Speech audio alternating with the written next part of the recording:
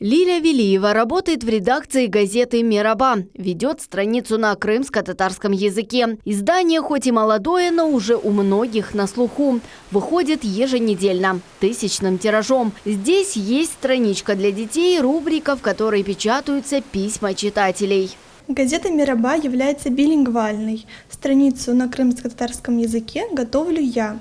Я освещаю темы, связанные с историей, литературой, культурой, традициями крымско-татарского народа. Поиск материалов осуществляется в библиотеках, с научными руководителями и в интернет-ресурсах. Газета «Мираба» входит в структуру медиацентра имени Исмаила Гаспринского. Объединение включает в себя 13 национальных СМИ и издательский отдел. Главный редактор газеты Яна Дунья Сиран Сулейман 20 лет работает над сохранением и развитием издания. Первый номер газеты вышел в 1918-м. Поистине народной она стала во время депортации. В трудные дни именно из публикаций люди черпали позитивную информацию, узнавали новости о соотечественниках. Вместе с народом газета вернулась на родину. Выпускается она каждую пятницу 1000-ным тиражом. Это единственная газета в мире, которая выходит полностью на крымско-татарском языке.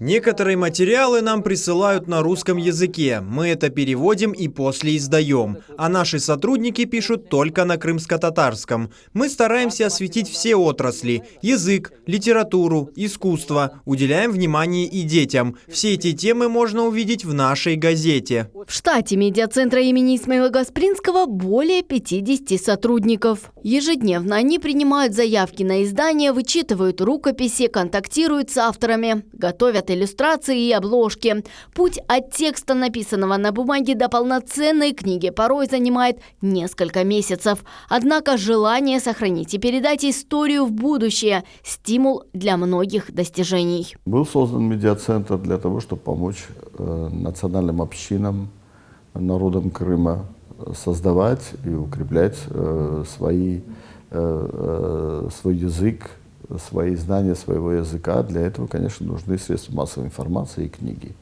Медиацентр носит имя выдающегося крымско-татарского просветителя Исмаила Гаспринского неспроста. На протяжении всей своей жизни он выступал за единство тюркского мира в языке, мировоззрении и делах. Оставил глубокий след в истории, внеся вклад в развитие журналистики и образования. С 1879 года Исмаил Гаспринский предпринимал неоднократные попытки создать собственное издательство. С 10 апреля 1883 года ему разрешили издавать первую российскую тюркославянскую газету «Терджиман» «Переводчик», которая просуществовала 35 лет. Медиацентр продолжает дело просветителя. Исмаил Бей Гаспринский служил не только своему народу.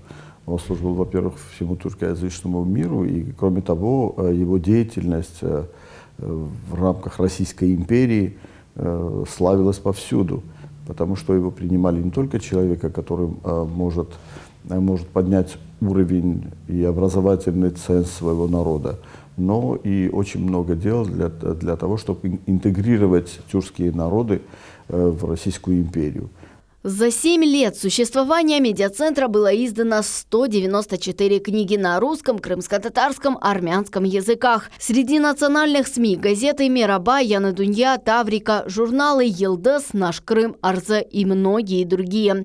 В год медиацентр Исмаила Гаспринского издает 30 книг. У них есть и своя личная типография, где издаются брошюры и небольшие пособия. Сейчас продолжается работа над созданием нового молодежного журнала. Благодаря деятельности центра в Крыму и далеко за его пределами люди узнают о культурной и духовной жизни народов, живущих на полуострове. Алимия Мустафаева, Дмитрий Низовой, телеканал «Миллет».